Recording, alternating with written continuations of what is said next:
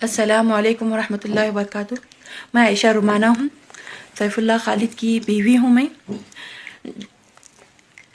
इन्हों Jamia king Khalid university में डॉक्टरा हासिल कर रहे हैं। इनका माजिस्टर जामिया इस्लामिया में मदीने में हुआ और मैं मदीने में 5 साल तक रही। वहाँ पर 5 साल के दौरान वहाँ पे मुझे बहुत ज़्यादा जुल्म शिद्दत कर रहे हैं मुझ पे। बेल्ट के ज़रिए से, वायरों के ज़रिए से, पाइप गीज़र के पाइप का नेट रहता उससे भी मारते थे मुझे वहाँ पे। और हमल के वक्त मेरे पेट पे मारते थे, मेरे पेट पे लातों से मारते थे, मेरे पेट पे लातों से मारते थे। और डिलीवरी के वक्त भी, डिलीवरी के बाद भी मुझे सर पे ठुंगे मारते थे मेरे, और मुझे ठुंगे मारते थे, मुझ पे बहुत मारते थे। ऐसे कई जुल्म सही में वहाँ पर बहुत ज़्यादा।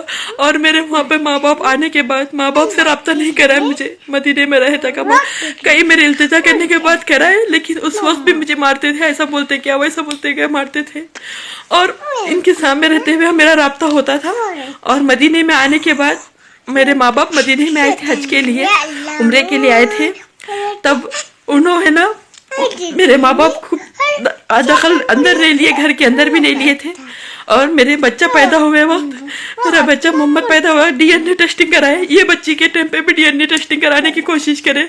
मुझे बोलते थे डीएनए कराऊंगा मैं, बच्चे ये हमारे है क्या नहीं बोल के। इस तरीके से मेरे पर शक भी करते थे। और उसके बाद हमारे इंडिया जाने के बाद कई मामलात हमें वहाँ पे भी जुल्म सहने के बाद, मारने के बाद मैं मेरे वालिदैन को सुनाई। उसके बाद हमारी जमात में बात हुई, जमात में बैठक में बात हुई कि ऐसा वादे हुए हमारे, नहीं बात हम उन्होंने मेरे को मारेंगे नहीं, अच्छे से रहेंगे, अच्छे से बात करेंगे, ऐसा जुल्म नहीं करेंगे, वह क्या करे।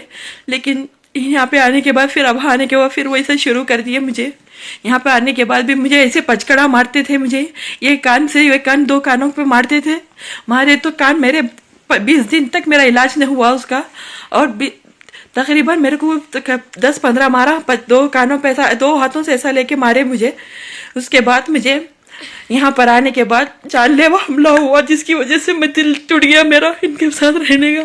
चाकू लेके आए मेरे पास मारने के लिए, चाकू ले। जब बच्चे आके बोले अब बाबा नक्को, बाबा चाकू नक्को मारो, बाबा बोले तो बच्चे आके मार। हम लोग भी देखे बाबा अम्मी को मार रहे थे, हम लोग आके अम्मी को रुका लिए, चाकू से मारते सो देख के बच्चे भी रोके। उसके बाद इन्होंने रुके। अगर बच्चे नहीं रहते तो शायद मेरा कुछ ना कुछ होता, या तो फिर मेरे को कुछ ना कुछ करने की, जानलेवा हमला करने की पूरी कोशिश करे इन्होंने मुझे।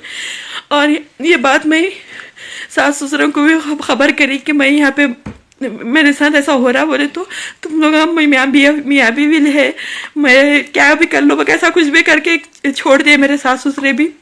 और यहाँ पे आने के बाद फिर यहाँ पे है ना, अब मैं ये जानलेवा हमला होने के करने के बाद मेरा दिल नहीं रहा, तो मैं मेरे माँ बाप के पास जाने का इल्तिजा कर रहा हूँ। तो 5 लाख दे के जाने के लिए बोल रहे, और बच्चों को शायद छोड़ के जाओ बोल रहे।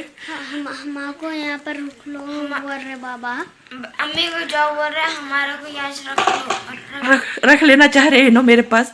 यहाँ से नहीं रहना, नहीं बच्चे नहीं आना, बच्चे को नहीं भी जाना की धमकी दे रहे मुझे।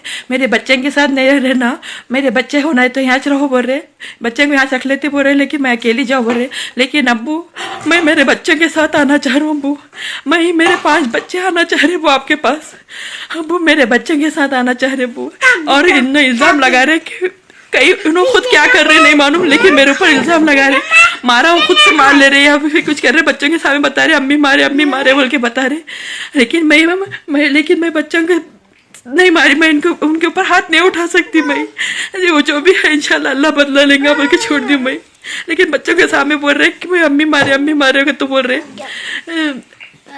बाबा है नहीं, अम्मी को खाली पीली झूठ बोल रहे। बच्चों के सामने, मेरे सामने बच्चों के दिमागों को खराब कर रहे हैं। बस अम्मी अब्बू मैं बच्चों के साथ आना चाह रहा हूँ अब्बू, मेरे को बुला लो अब्बू। मेरे 5 बच्चे हैं, 5 बच्चों के साथ मैं आना चाह रहा हूँ अब्बू। ठीक है, वो अल्लाह हाफिज़।